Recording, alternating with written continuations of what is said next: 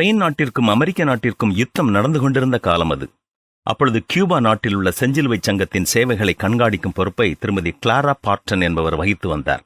ஒரு நாள் kernel Theodore Roosevelt அந்த அம்மாவிடம் வந்து தனக்கு கீழ் பணிபுரியும் நோய்வாய்ப்பட்ட மற்றும் காயம்பட்ட போர் வீரர்களுக்கு உணவுப் பொருட்களை விலை கொடுத்து வாங்க விரும்பினார். ஆனால் கிளாரா பார்ட்டன் அவருக்கு எதையும் விற்க மறுத்துவிட்டார். ரூஸ்வெல்ட் அவர்களுக்கு ஒன்றுமே புரியவில்லை.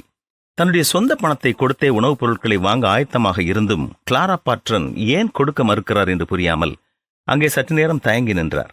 அருகிலிருந்த ஒருவரிடம் தான் ஏன் அந்த பொருட்களை விலை கொடுத்து வாங்க முடியவில்லை என்பதற்கான காரணத்தை கேட்டார். அதற்கு அவர், கர்னல் ஐயா அவர்களே, சும்மா கேளுங்கள், விலை பற்றி எதுவும் பேச வேண்டாம் என்று கூறினார். ரூஸ்வெல்ட்டின் முகத்தில் புன்னகை மலர்ந்தது. இப்பொழுதுதான் அவருக்கு புரிந்தது அந்த பொருட்கள் விற்பனைக்கு அல்ல என்று. அவர் செய்ய வேண்டியதெல்லாம் கேட்பது ஒன்றே. கேட்டால் அவை அனைத்தும் இலவசமாக வழங்கப்படும். மறுபடியும் அவர் கிளாரா பார்ட்டனிடம் போய் விலையை பற்றி ஒன்றும் சொல்லாமல் காயம்பட்ட போர் வீரர்களுக்கு உணவுப் பொருட்கள் வேண்டும் என்று கேட்டார். தேவையான உணவுப் பொருட்களை பெற்று சந்தோஷமாக திரும்பி போனார். நாமும் நித்திய ஜீவனை பெற்றுக்கொள்வதும் அப்படியே. ரட்சிப்பு என்பது ஒரு இலவச நன்கொடை, அது ஒரு வெகுமதி. இயேசு கிறிஸ்துவின் மூலமாக நீங்கள் நித்திய ஜீவனை பெற்றிருக்கிறீர்களா? நீங்கள் உங்களை தாழ்த்தி உங்கள் பாவங்களை உணர்ந்து இயேசு கிறிஸ்துவிடம் கேட்டால் அவர் இலவசமாக நித்திய ஜீவனை உங்களுக்கு அருளுவார்.